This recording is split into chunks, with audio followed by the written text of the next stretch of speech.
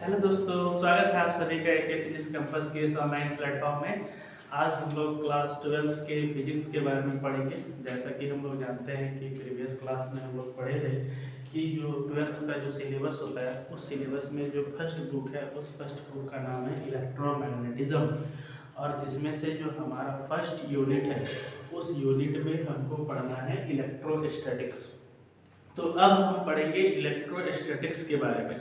तो इलेक्ट्रोस्टैटिक्स में सबसे जो हमारा फर्स्ट टॉपिक है वो होता है आवेश के बारे में पढ़ना। आवेश क्या होता है, आवेश का क्वांटीकरण क्या होता है, आवेश का संरक्षण सिद्धांत क्या है, कूलॉम्स लॉ क्या है, इन सारी चीज़ों के बारे में आज हम लोग कुछ टॉपिक के बारे में डिस्कस करते हैं। फिर नेक्स्ट क्लास जो होगा वो हम लोग इस पूरा आवेश वाला टॉपिक को क्लियर कर लेंगे, ठीक है ना, जो बाकी छूटा हुआ रहेगा वो, ठीक है। प्रीवियस क्लास जो हम लोग प्रीवियस वीडियो में जो हम लोग बनाए थे उसमें हम लोग बनाए थे कि जो आवेश जो होता है वो इलेक्ट्रोस्टैटिक्स का फर्स्ट चैप्टर है, मतलब ये हमारा जड़ है। इसको अगर हम समझेंगे तो हमारा इलेक्ट्रोस्टैटिक्स वाला चैप्टर पूरा समझ में आएगा। अगर हम समझते नहीं हैं तो हमारे लिए बहुत हानि है, क्योंकि आवेश के बिना हम इलेक्ट्रोस्टैटिक्स वाला चैप्टर बिल्कुल ही नहीं समझ सकते हैं, ठीक है ना। तो सबसे पहला बात, हमारा आवेश को क्लियर करना बहुत जरूरी है। फिर हम लोग आवेश का क्वांटीकरण के बारे में पढ़ेंगे, ठीक है।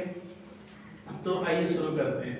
जो इलेक्ट्रोस्टैटिक्स है, इस इलेक्ट्रोस्टैटिक्स को हम लोग जो है हिंदी में बोलते हैं स्थिर वैद्युतिकी। स्थिर वैद्युतिकी, और जैसा कि हम लोग जानते हैं कि इलेक्ट्रो मतलब होता है चार्ज, मतलब आवेश, और स्टैटिक्स मतलब होता है रुका हुआ। दैट मीन्स रुका हुआ आवेश, उसको हम लोग बोलते हैं कि रुका हुआ विद्युत। जब आवेश रुका हुआ रहता है तो उसको हम लोग कहते हैं स्थिर वैद्युतिकी। तो ये जो हमारा वर्ड है आवेश, इसका मतलब क्या है? आवेश वर्ड हम लोग अपना दैनिक जीवन में बहुत कम यूज करते हैं। आम लोग के द्वारा आवेश वर्ड को ज़्यादा यूज नहीं किया जाता है। कारण ये है कि हम लोग जो है इसका ज़्यादातर वर्ड इंग्लिश वर्ड यूज करते हैं, जिसका नाम है चार्ज। थोड़ा सा आपका फ़ोन में चार्ज बैटरी लो हो गया, आप डैड बोलेंगे मेरा चार्ज खत्म हो गया, आप फ़ोन कैसे चार्ज करेंगे? तो ये हम लोग अपना दैनिक जीवन में हमेशा यूज़ करते हैं। फ़ोन के बिना दुनिया नहीं चले। दुनिया आजकल मतलब ऐसा लगता है कि थम जाएगा, दुनिया चलेगा ही नहीं। क्यों? क्योंकि फ़ोन हर एक आदमी की यूज़ करना एकदम मतलब कंपलसरी हो गया। फ़ोन के बिना कुछ काम नहीं हो सकता है। तो उसके लिए हम लोग चार्ज वर्ड हमेशा यूज़ करते हैं, लेकिन आवेश वर्ड को यूज़ नहीं करते हैं, ठीक है। तो आइए अब हम लोग बात करते हैं आवेश के बारे में, ठीक है। चलिए, जैसा कि हम लोग जानते हैं कि अगर दुनिया में कोई भी पदार्थ है, कोई भी वस्तु है, तो अगर उस वस्तु को तोड़ा जाए, उस वस्तु को तोड़ेंगे तो एक ऐसा स्थिति आएगा कि और वो वस्तु टूट नहीं सकता है। वो एकदम सूक्ष्मतम कण होगा, उसको हम आँख से भी नहीं देख सकते हैं। तो वो सूक्ष्मतम कण को हम एक सुंदर सा नाम दिए हैं, और उसका नाम है हमारा क्या? परमाणु। जैसे कि हम लोग जानते हैं कि जो परमाणु एक ऐसा कण है जो और हम इसको तोड़ नहीं सकते हैं। परमाणु को और हम तोड़ नहीं सकते हैं। परमाणु हमारा किसी भी पदार्थ का सबसे सूक्ष्मतम कण है। परमाणु हमारा किसी भी पदार्थ का सबसे सूक्ष्मतम कण है, और इस परमाणु के अंदर भी तीन चीज पाया जाता है। तीन चीज क्या है? पहला इलेक्ट्रॉन, दूसरा न्यूट्रॉन, और तीसरा प्रोटॉन।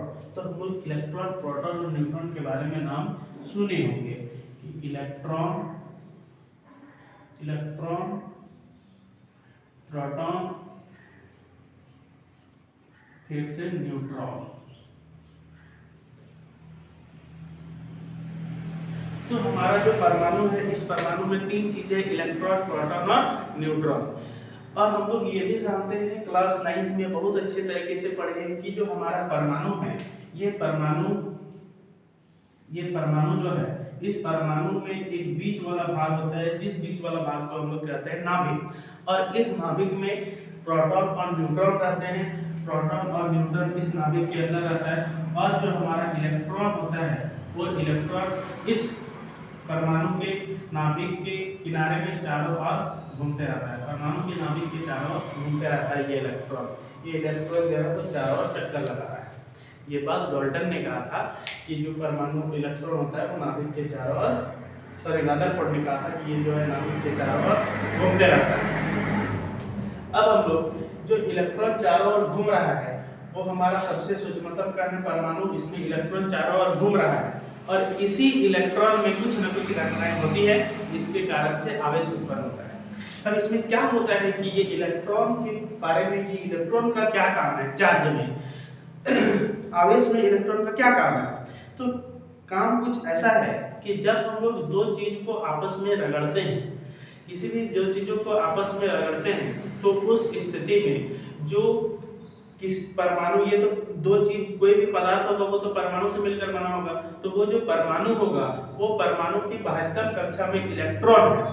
अब वो इलेक्ट्रॉन क्या होता है कि वो रगड़ के कारण वो इलेक्ट्रॉन जो है एक दूसरे से आदान प्रदान करता है। एक जिसमें इलेक्ट्रॉन दूसरी चीज में चल गया तो वो ऋण आवेशित हो गया, और जिस चीज से आ गया वो धन आवेशित हो गया। तो दैट मीन्स ये इलेक्ट्रॉन क्या होता है कि जब हम दो चीजों को जैसे इसमें रगड़ रहे हैं, जैसे इसमें हम ऐसे करके रगड़ते हैं, रगड़ने के कारण ये इसमें ये मार्कर है, ये बाल है, ये दोनों चीज में हम रगड़ रहे हैं। जब इन दोनों चीजों को रगड़ेंगे तो इस स्थिति में ये हमारा जो इसका जो इलेक्ट्रॉन है वो इलेक्ट्रॉन या तो हमारे बाल में चला जाएगा, बाह्यतम कक्षा का इलेक्ट्रॉन, या फिर बाल का जो इलेक्ट्रॉन है वो क्या आ सकता है, यहाँ पे आ सकता है। दैट मीन्स इलेक्ट्रॉन का आदान प्रदान होता है। तब हम लोग बोलते हैं कि वो जो वस्तु है, ये वो जो पदार्थ है वो चार्ज हो गया, और चार्ज से ही, चार्ज का है, जैसे ही चार्ज उत्पन्न होता है, चार्ज की सहायता से हम लोग करंट को उत्पन्न कर सकते हैं, करंट दैट मीन्स उत्पन्न हो जाता है। तो उस स्थिति में हम लोग आवेश क्या होता है कि जब हम लोग दो चीजों को रगड़ते हैं तो उस स्थिति में क्या होता है, इलेक्ट्रॉन का आदान प्रदान होता है।